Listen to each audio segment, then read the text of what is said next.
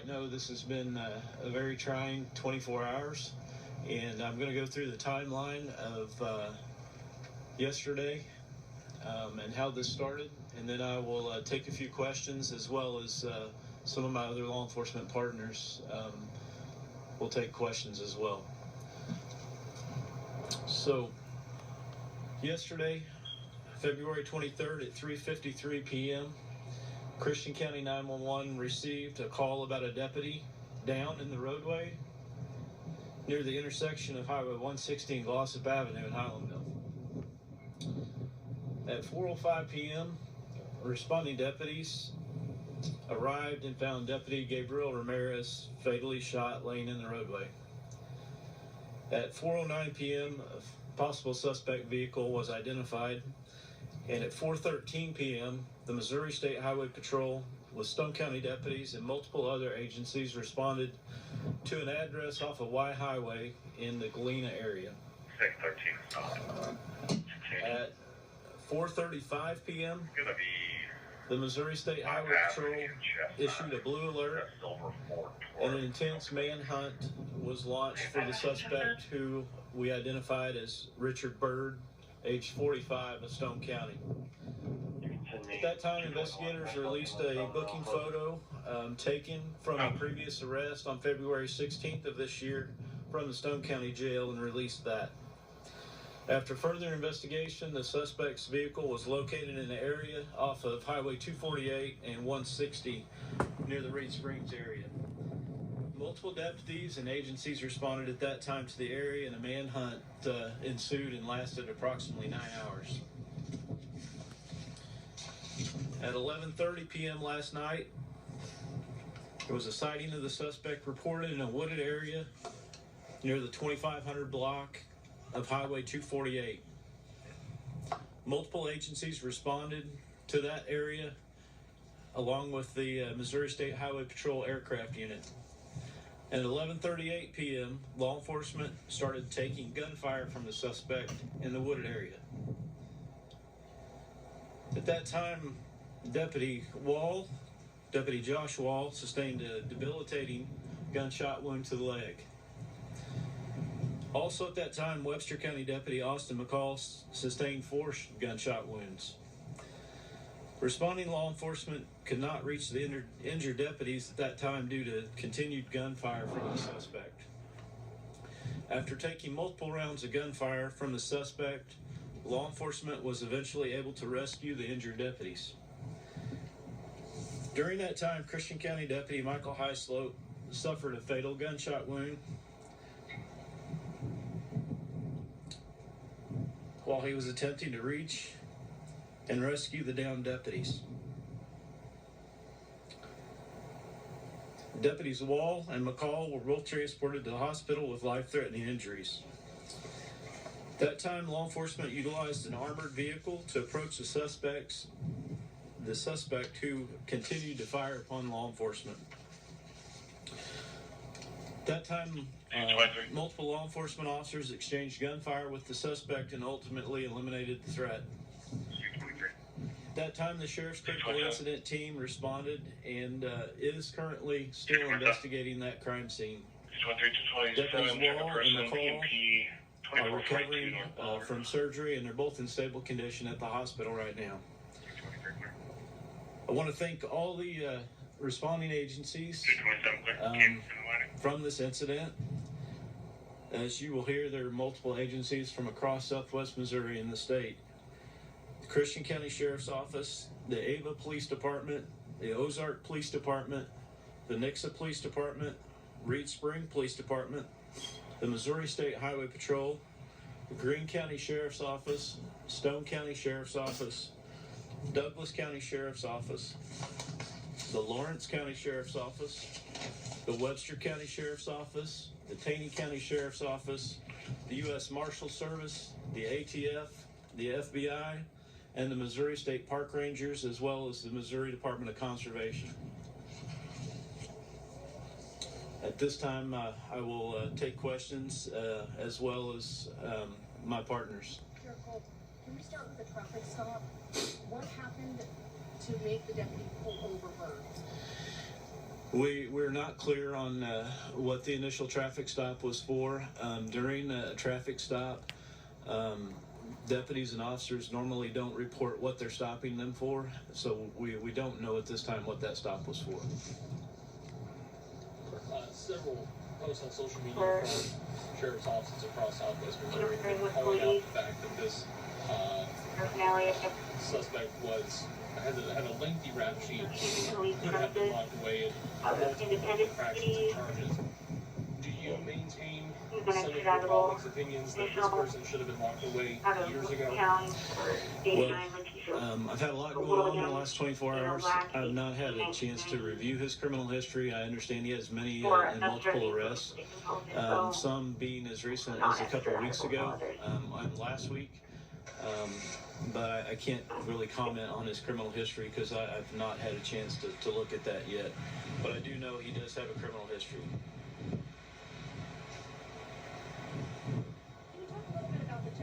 One Adam, Missouri. So we had, as I stated earlier, we had aircraft from the Missouri State Highway Patrol, which we utilized the FLIR system, as well as multiple drones from multiple agencies that were equipped with the same type of technology. When we got the tip or the sighting, we were able to launch those resources, and very quickly, within just a couple minutes, did locate a heat signature, and the Highway Patrol aircraft was able to establish that it was a person, and ultimately it was the suspect that we had located from the air. The deputies that are recovering, can you spell their names for us? Deputy Josh Wall, and that's W-A-H-L, and Deputy McCall from Western County, that's M-C-C-A-L-L. Jacket, speeding, hit the colors mirror, and doing tricks crossing southbound. Austin.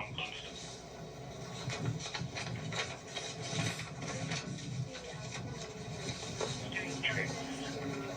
Hit the recording producer here. As far as answering calls for service, so currently the Ozark Police Department are answering calls for service, assisting us. There's other agencies that likely will be assisting during this time period.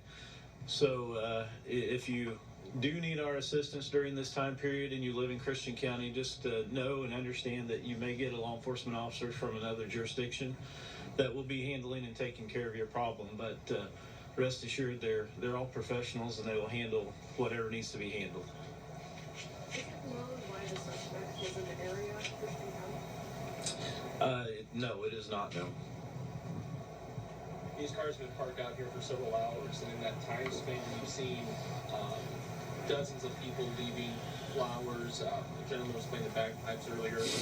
What does it mean to you and to all the other heads of the local agencies to have such a fast, immense response of support from not just the city of Ozark, but Christian County and across the region? Well, it's just a testament to the people of our community and our state and the support that we have for our law enforcement community. It's something that you don't see necessarily in every part of the United States, but we're blessed here in Missouri and Southwest Missouri with a huge support system for our law enforcement community. It's at times overwhelming. We have an unbelievable amount of food that's been delivered to the sheriff's office, an unbelievable amount of phone calls and people reaching out with condolences. So it's just a testament to the people that we serve. Can you give me a rough timeline of how the second scene took place? Was it an hour, 2 hours, 3 hours? Do you have a rough timeline of that? So that scene is still currently going on as we speak. They're still investigating that crime scene. That scene there began at about 4:09 yesterday afternoon.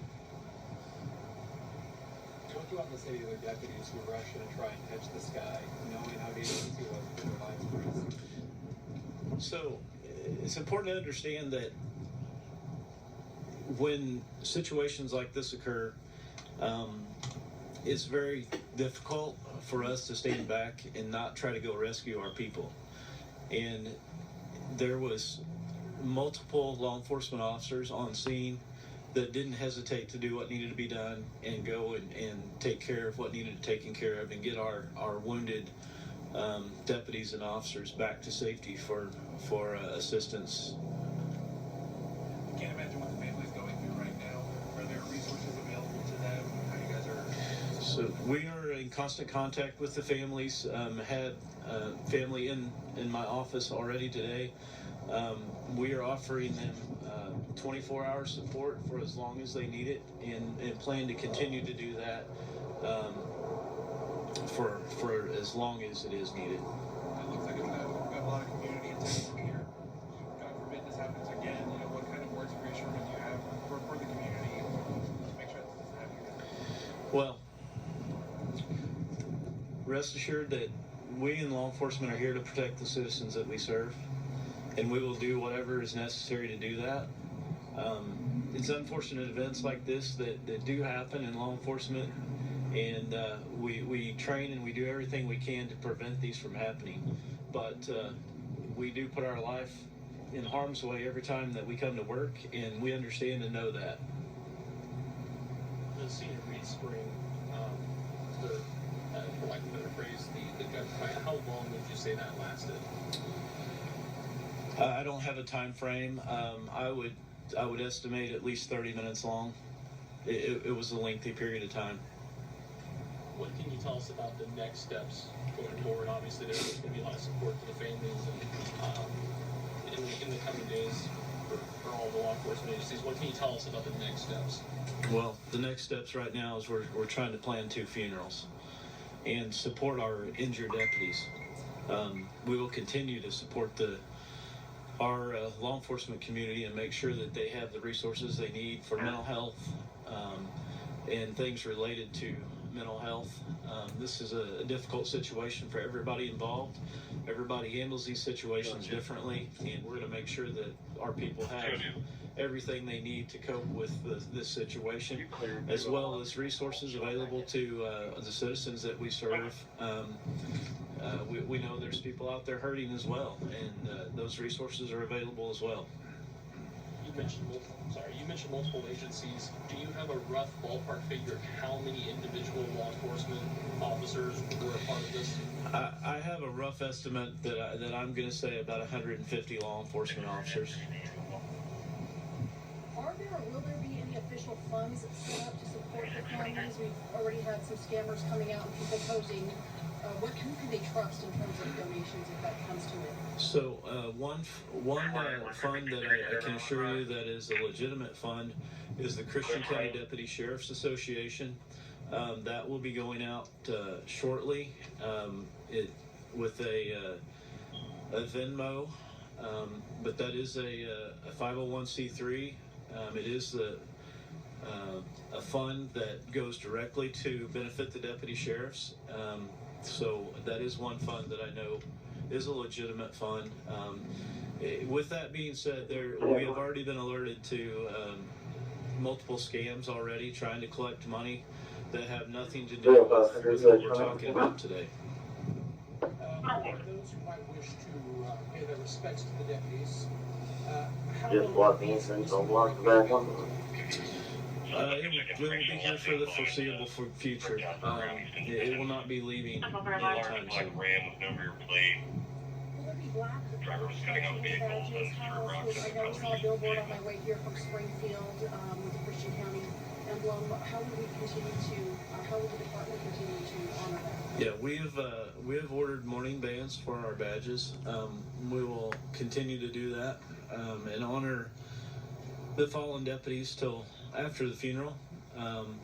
But this is not something that goes away after that. This is a lifetime, and we will be honoring them for a lifetime. A lot of, like you said, a lot of posts on social media, a lot of people saying that this is considered one, if not one of the darkest days in Christian County history. Do you agree with that statement? I absolutely agree with that statement.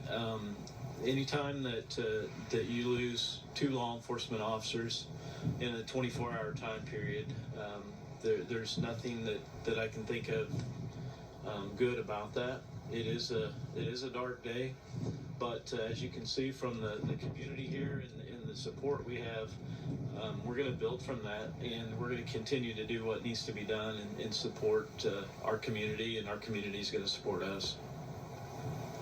Will there be a procession before the funerals? Yes, we don't have the funerals coordinated yet. They are working on that, and we'll be working on that this week. As soon as we have that information, it will be released. The investigation that's currently happening, what basically if the officers there? Well, they're processing the crime scene, any evidentiary pieces, obviously collecting spent shell casings and whatever else might be within the crime scene related to the crime. Do you know how many guns he had, and if he had them legally?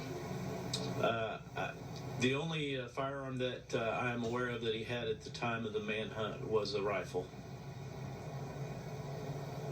I've got some questions about the blue alert. Would that be for you or for my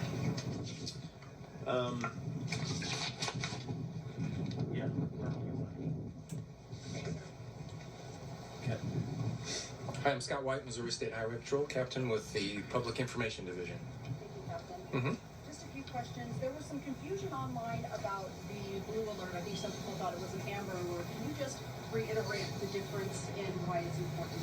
Sure, an amber alert is for those children that have been abducted or a serious situation. Blue alert is strictly for law enforcement officers that have been killed or seriously injured in line of duty in an effort to locate the suspect. So the alert is much alike. However, the poster looks completely different. So the blue alert is obviously blue. There's a lot of details in there about the situation, the agency involved, and then also the suspect. I do believe some people had trouble accessing the information on X. And so is there a different avenue in which they can get this information, or is it simply X? Sure. The power of this system of blue alert and amber alerts is redundancy. You put the information out not only across the emergency alert system, across the airwaves, we put it on people's phones, the text messages, X, and then we also put it on other social media avenues, including Facebook. So the redundancy is what makes it work. We understand that some people don't have access to X, and that's exactly why that we put it out on all these other platforms also. A question this might be for you, Sheriff. Were you guys able to communicate with this guy at any point during this, or was there any conversations, or or was maybe he determined to make this the worst case scenario? Well, there was attempted communication with no response from the suspect other than him shooting at us. That was his basic response. So. Brett, according to CaseNet, charges had been filed against the suspect just that day in Stone County, just yesterday, for receiving stolen property and possession of controlled substance. Do you think that might have had any role in what happened? I'm not aware that he knew that those warrants had been issued or not. If he had known about that, it could have played a role in the factors of what happened, but I don't want to speculate on that. I'm sure you talked about your deputies for a long time. Can you just tell us a little bit about both of them, the kind of men they were? So, Deputy Highslope and Deputy Ramirez were both U.S. Army veterans. Not only did they serve our community proudly, they served the United States proudly and defended our country, seeing combat overseas. They were both not only heroes here at home, but for our country. How many deputies do you currently have on staff? Have 103 sworn deputies. That includes all of our resource deputies and campus security deputies. This suspect was killed in Stone County. This might be a question for you, Sheriff, or Sheriff Rader. Does that impact your investigation all since it started in Christian County and in Stone? So, as you can see and you can tell, we work closely together. I will let Sheriff Rader comment on that as well. Sheriff Rader, since the incident did happen in Stone County, delegated the investigation to who he saw fit to investigate that. And if you would like to comment on that. Okay. So, we also have Governor Kehoe with us today. I want to invite him up. He has a few words he would like to say. We appreciate the support from our state government. Our DPS director is also here. They immediately reached out from the beginning and made sure that we had all the support we needed from the state. And Governor, would you please join us? Thank you, Sheriff, and thanks to the community for embracing this department as part of the family. As Director James told me, and as I heard in talking to multiple sheriffs and partners of other law enforcement agencies, when it comes to a situation like this, there's no color of shirts that matter. They're all the same team. They're all one family. And you saw that here, what you've witnessed. Unfortunately, here in Christian County, these agencies working together, federal, state agencies, other sheriff's department, just an incredible effort to make sure justice was served. And I can tell you that every sheriff standing next to me and behind me, I know personally, outside of their office, and these are good men whose heart are in their community and have a tough job every day, keeping their streets safe. And our community should be thankful that we have people that run in when everybody else is running away. And I'm grateful for the interoperability. I'm grateful for the highway patrol's assets that were deployed, as well as all of our other partners that the sheriff mentioned. We're grateful for that collaboration. I would just end with saying, as the sheriff was talking about the two deputies, both serving our country as decorated veterans of the United States. We have the only anthem in the world that ends with a question. Does the flag still wave over the land of the free and the home of the brave? And definitely we're seeing incredible brave acts of kindness here in this community, and this proud state that comes together and keeps these officers in their prayers and unites these communities to give them all the resources they need. And we want to be a part of that in any way, shape, or possible. And make sure the sheriff and the sheriff standing behind me know that. The families and the officers I visit with the hospital today, they're going to need our help, not just tomorrow, not just next week, but next year and 2 years from now. We have Mason Griffith's family here from up in Gasconade and Crawford County. Lost her husband in the line of duty just a few years back, and the first people I see at the hospital have traveled all the way down here to be with the families of these officers. So I appreciate them, but that's what Missouri is.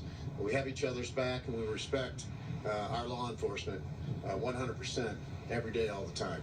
So thank you, Sheriff, and thank you to the other sheriffs for working together to bring this to justice. Frank 23, disturbance, Underwood Shell, 2631 North Glenstone. And once again, I want to thank all of you for coming out wearing a hat and supporting jacket us. and blue jeans. Please continue to support us. Keep us in your thoughts and prayers. And as soon as we have funeral information, we will update the community on that. Thank you.